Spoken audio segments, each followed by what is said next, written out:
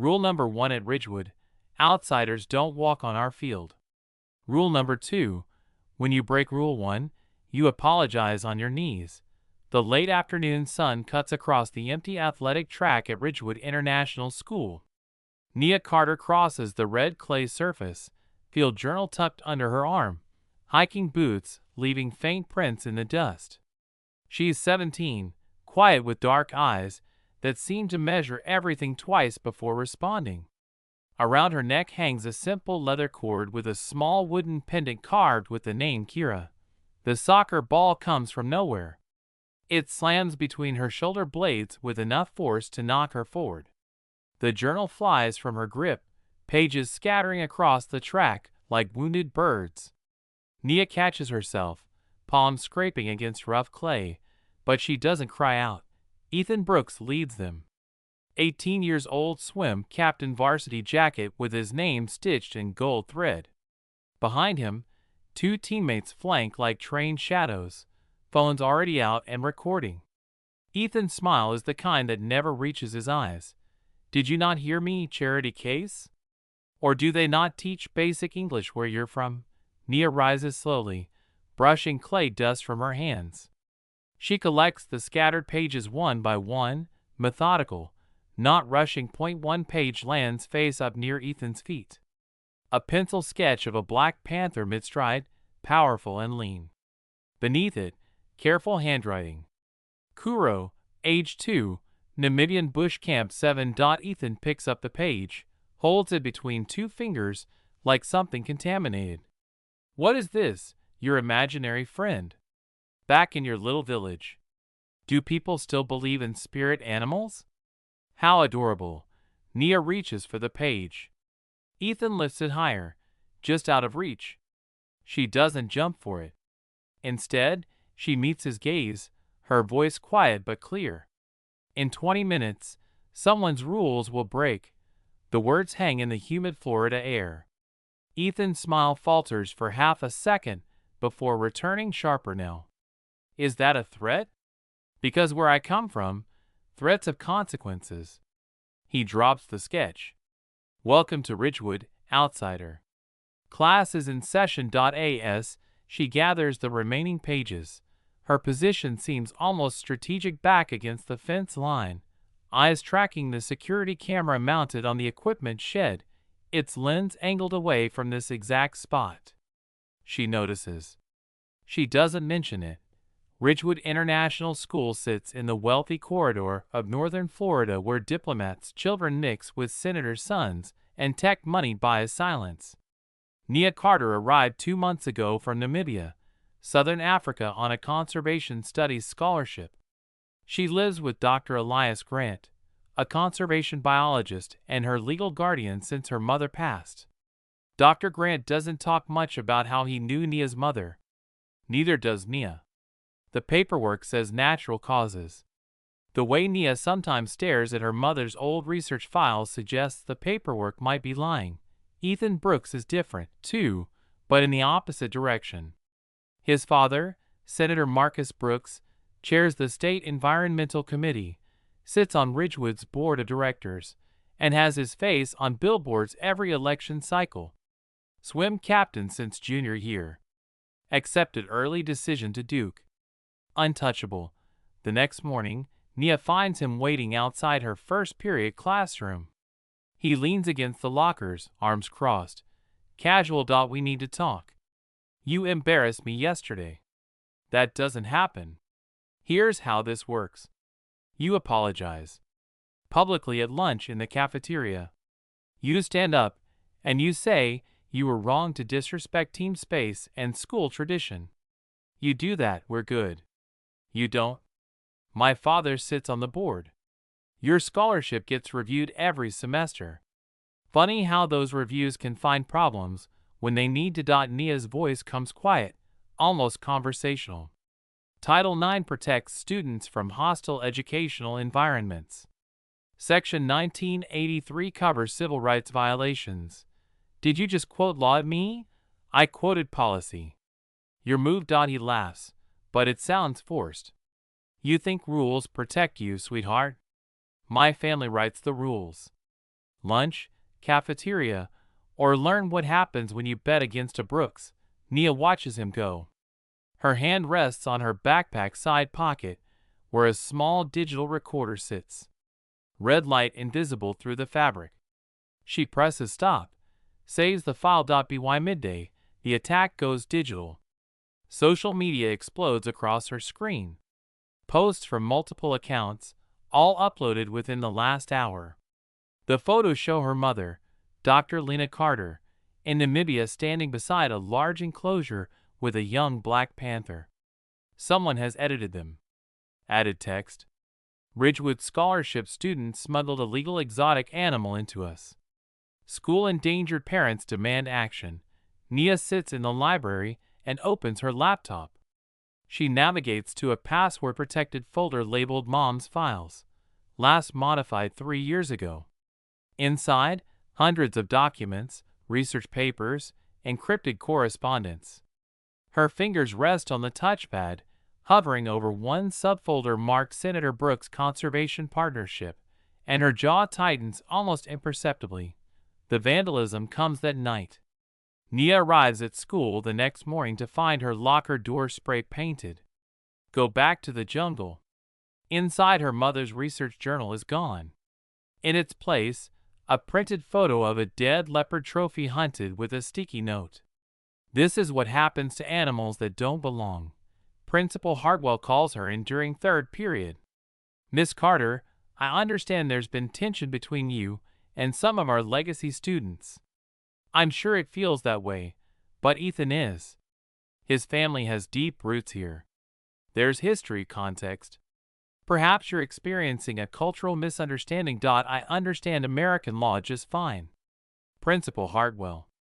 The question is whether you do. As she reaches the door, he calls after her. An apology would go a long way. For everyone's sake, just something to consider.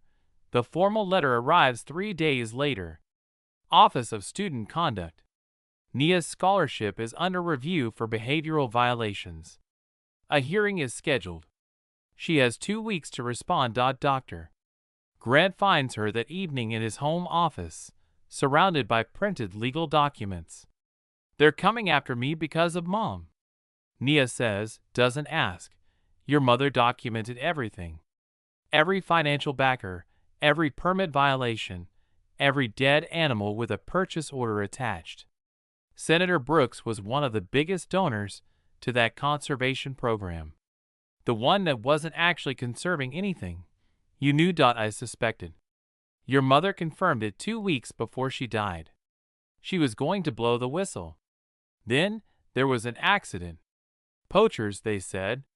Wrong place, wrong time. Nia's hand moves to her necklace, fingers tracing the wooden pendant. Kira was there. Mom saved him from the same people who killed her. He was just a cub caught in a trap meant for his mother. When she died, he wouldn't leave her tent for days. And now he's here under legal conservation treaty provisions. He's at the sanctuary 40 miles north. I see him weekends. He's not dangerous. He's family. Ethan's father knows that. He knows who you are. The scholarship, the sudden interest in enrolling you here. It wasn't generosity. It was surveillance. Keep you close. Make sure you don't have your mother's files. Too late. Nia opens her laptop, angles it toward him. The screen shows a file directory. Hundreds of documents. Mom sent me everything before she died. Encrypted. I've been organizing it for 2 years. Every transaction, every illegal hunt, every official who looked the other way, including Senator Brooks. Then why haven't you released it? Because I needed them to show who they really are. One rich man's corruption is a scandal. Rich men using a system to destroy a teenager who threatens them. That's a pattern. That's evidence of consciousness of guilt. I'm not my mother. I don't trust exposure alone. I trust building a case so airtight they can't spin it. The parking lot confrontation happens on Friday after swim practice. Ethan appears, blocking the driver's side door. Last chance outsider. Apologize tomorrow at assembly, or Monday you're gone. I've done nothing to apologize for. He grabs her backpack strap, yanks it. The bag falls, contents spilling. Her voice recorder skitters across asphalt. What's this? You recording people now? Not when documenting threats. He steps on it. You think you're clever? My family has been building power in this state since before your country had paved roads. You're a charity case with delusions. Know what happens to people who challenge us? They disappear. They ask your mom. Oh wait, 50 feet away, Marcus Webb sits in his car, engine off, phone pointed through the windshield. Recording. He's swim team scholarship student, first generation college bound. He's watched Ethan operate for 2 years. He stayed quiet because scholarships are fragile things. But this crosses lines even he can't ignore. As she drives away, Marcus Webb saves the video to 3 separate cloud accounts. He labels it Evidence 1. The final escalation comes Saturday morning. Official letterhead, Florida Wildlife Commission. A formal complaint has been filed alleging Nia Carter and Dr. Elias Grant are harboring an illegal exotic animal. An inspection is scheduled. If the animal is found, it will be seized and euthanized per protocol. Monday afternoon, the athletic field again, full circle. Students cluster on bleachers, phones out. Teachers line the fence. Principal Hardwell stands at a folding table. Ethan sits center stage, swim team behind him. His father stands 30 foot back in the shadows, arms crossed, watching. Hardwell clears his throat. We're here to resolve a misunderstanding between students. Ethan has agreed to accept an apology and move forward. Miss Carter, you have the floor. I broke no rules. But Ethan broke something worse. He lied about my mother? Your mother? The woman who died playing with wild animals. My father's conservation project helped people like her. My family has funded wildlife programs for decades. You should show some respect. Your father's project was a front for trophy hunting. My mother discovered that. 2 weeks later, she was dead. Senator Brooks steps forward, face reddening. That's slander. I have documentation, financial records, permits for animals that were never released. Satellite photos of hunt sites on protected land. Every donor, every killed animal, every official bribe to look away. You're making this up. You're a liar. And Ethan, why did you steal my mother's journal? Why fake posts about illegal animals? Why threaten my scholarship? If I'm lying, why work so hard to silence me? Marcus Webb stands up in the bleachers. He's supposed to be Ethan's witness. Marcus. Ethan's voice carries an edge. Tell them you were there. You saw nothing happened. Marcus looks at Nia, looks at Ethan, looks at the phones recording everything. I didn't see anything. Not clearly. Senator Brooks steps fully into view now. My son has been patient. We've been patient, but these baseless attacks end now. Apologize or face consequences beyond just school discipline. Ethan moves closer to Nia. Just say it. Say you're sorry. Say you made it up. Then crawl back to whatever hole you came from. He grabs her collar with both hands, yanks her forward. Phones capture it. Say it now. Nia's hands come up, not to resist, but to steady herself. Her necklace catches on his grip. The leather cord stretches, then snaps. The wooden pendant falls, bounces once on clay.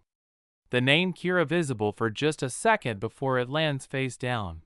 From the treeline 100 feet away, a sound ripples across the field. Low, rumbling, ancient. The sound of warning. The sound of a growl. The growl vibrates through the ground, through bones. Every head turns toward the treeline beyond the athletic field fence. From the shadows, a shape emerges, low to the ground, massive, black as midnight, with eyes that catch the dying sun and throw it back like molten gold. Kira. The panther clears the fence in a single bound, lands on the clay track without sound, and advances toward the crowd with measured, deliberate steps. Screaming erupts. Students stampede from bleachers. Teachers run for the main building, but Kira doesn't chase them. His eyes never leave Ethan. Ears forward, tail low, weight on front paws, teeth bared just enough to show intent without committing to violence. This is warning posture. Protective stance. He closes the distance. 50 feet 30. 20. Ethan's hands release Nia's collar like it burned him. He stumbles backward, trips, lands hard on clay. Kira reaches 10 feet from Ethan, then stops, sits. He's between Nia and threat now, a living wall. But he doesn't advance further. He simply waits. They're watching the wrong threat. Because in the 3 seconds where every eye follows the Panther, Nia moves. Her right hand shoots out, catches Ethan's wrist. She pivots, weight shifts, hips turning, using the exact technique her mother taught her in Namibian bush camps. The wrist lock is textbook. Ethan's arm twists. His body follows. She steps into his space, maintains pressure, and executes a hip turn that redirects his weight entirely. He goes down, guided with cold efficiency. He lands on his back. Nia kneels beside him, maintains the wrist lock, her other hand braced on his shoulder. Enough pressure to keep him still, not enough to injure. Don't move. Not a threat. Instruction. Kira remains seated, watching, calm. His job was never to attack. His job was to create the opening while his partner worked. Tires screech in the parking lot. 3 vehicles arrive. Dr. Grant's sedan. A white SUV with Florida Wildlife Commission markings. A dark sedan with federal government plates. Dr. Grant emerges first. Behind him, 2 officers in FWC uniforms. Behind them, a woman in a dark suit. Special Agent Rena Santos, Fish and Wildlife Service, Criminal Investigations Division. You all right? I'm fine. He's secured. Kira responded to distress signal from my pendant GPS when it broke. You received the alert point 17 minutes ago. We came as fast as traffic allowed. He looks at Kira. Good boy. Stand down. Agent Santos surveys the scene. She speaks into her radio. Scene is stable. Subject is controlled. Animal is non-aggressive. Proceed with evidence collection. Miss Carter, you can release him now. Nia, let's go. Ethan scrambles away, cradling his arm. Senator Brooks rushes to him. That animal attacked my son. This is insane. Actually, Senator, that animal never made physical contact with anyone. Agent Santos nods to the FWC officer, who's already connecting a tablet to portable speakers. We have multiple angles of video evidence. The officer plays footage from Nia's backpack. The small camera sewn into the strap. The footage shows everything. Ethan grabbing Nia's collar, her necklace breaking, Kira emerging and sitting. Nia executing defensive technique while everyone watched the Panther. That's self-defense. Agent Santos says. Lawful, proportional, properly executed. Your son assaulted her. She neutralized the threat with minimal necessary force. Marcus Webb steps forward, phone extended. I have video from Friday parking lot. Ethan threatening her, stepping on her property, making statements about her dead mother. I also have recordings from the past 2 weeks, group chats where he planned harassment, screenshots of the fake social media posts, text messages coordinating with his father about scholarship review manipulation. You're fired as team manager.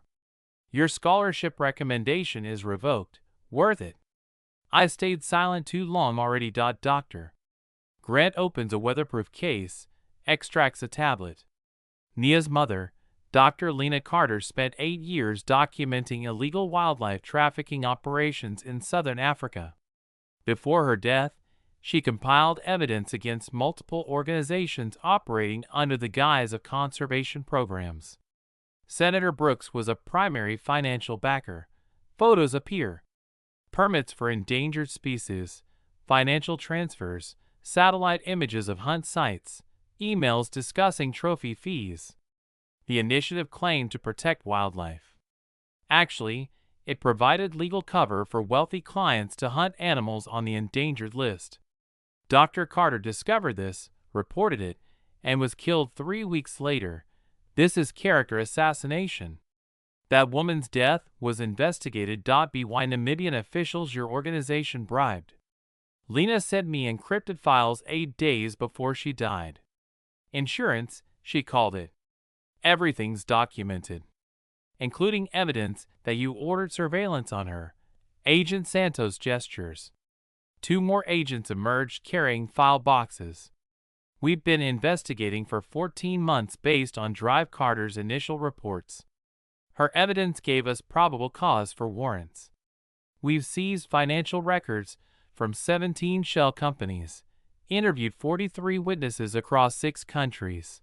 Senator Marcus Brooks, you're under arrest for conspiracy to commit wildlife trafficking, violation of the Endangered Species Act, and accessory to murder in a foreign jurisdiction. As agents lead Senator Brooks away, Ethan lunges toward Nia. You destroyed my family. Kira rises, stands between them. Ethan freezes. Nia steps around the Panther, faces the cameras. When my mother died, they called it an accident. But she'd sent me files 2 weeks before, evidence of who funded the hunts. I came here not for revenge. I came to finish her work. I stayed silent because I needed Ethan to escalate. I needed the system to show its bias. If I'd fought back immediately, they'd call me aggressive, deport me. But if I documented everything, if I let them think I was helpless, they'd reveal themselves. My mother taught me that in the wild, you don't chase predators. You let them chase you into the trap. Kira didn't save me today. He reminded Ethan what it feels like to be hunted. I saved myself with her training, her evidence, her sacrifice. And now the world knows the truth. Documentation beats power. Patience beats privilege. And silence is only weakness if you're not preparing to roar. The consequences cascade. Ethan is arrested for assault and battery. Senator Brooks is held without bail. Kira is cleared. Within 24 hours, Nia receives a protective order. Marcus Webb's scholarship is protected under whistleblower statutes. Ethan is expelled. Principal Hardwell resigns. The new principal implements mandatory bias training. NIA's scholarship is fully protected. Students organize stand with NIA movement. The school library is renamed Carter Memorial Library. Senator Brooks is indicted on 17 counts. The operation is dismantled. 47 endangered animals are rescued. Ethan pleads guilty, receives 3 years juvenile detention. Senator Brooks is convicted on 12 of 17 counts and sentenced to 15 years federal prison. 3 months later, Nia stands on stage receiving the Lena Carter Courage Award, newly established for students who demonstrate integrity under adversity. Behind her, a video screen shows footage from Kira's sanctuary. The Panther, healthy, powerful, playing with 2 cubs. Students stand and applaud. Marcus Webb leads it. Nia doesn't smile. She nods once, accepts the plaque, walks off stage. She's learned that justice isn't always satisfaction. Sometimes it's just the closing of wounds that needed to close so new skin can grow. 1 year passes, like seasons changing. The Carter Sanctuary sits on 80 acres of Namibian bush, funded by settlement money and international grants. Nia stands at the entrance, 21 now, studying wildlife law while managing sanctuary operations. Kira walks beside her. They approach the main habitat enclosure. She opens the gate. Kira looks at her. His eyes hold recognition, loyalty, memory. But they also hold wildness. Go on. She'd want you free. Kira enters the habitat, pauses, looks back. I'm okay now. I promise. He runs towards something. Another panther emerges. Female, younger, curious. They circle each other, then together disappear into the bush. Dr. Grant approaches. The Namibian government approved our expansion. Another 200 acres for animals orphaned by poaching. Mom would love that. She'd be proud of you. You got an email encrypted. Subject line: Locker 47 remembers Ridgewood. Forwarded to the secure folder. I'll read it later. You think it's a threat? I think it's information. Whether threat or ally, someone knows more than they should. But that's tomorrow's problem. Today, we honor promises. Behind them, the sun sets over African savanna. Somewhere in the bush, a panther's call echoes. Not distress, not warning, just presence, just life. The camera pulls back. Aerial view. The sanctuary spreads green and wild. In the distance, Kira and his mate cross an open meadow. Two black shadows against golden grass. Senator Marcus Brooks was sentenced to 15 years in federal prison. Appeals are pending. Ethan Brooks served 18 months, released early for good behavior. He now works in environmental restoration as part of parole. Principal Hardwell retired. Ridgewood implemented comprehensive anti-bullying reforms. Marcus Webb graduated from Stanford with honors, now advocates for whistleblower protections. Dr. Elias Grant continues to run the Carter Sanctuary. 47 animals have been rehabilitated. Kira fathered 3 cubs. All are healthy. Nia Carter graduates next year with a degree in international wildlife law. She plans to prosecute cross-border trafficking cases. The fight continues. The screen fades to black. Her voice plays one final line. The words she whispered to herself the day she arrived at Ridgewood. The promise that kept her silent when silence was strategy. Patient predators always eat.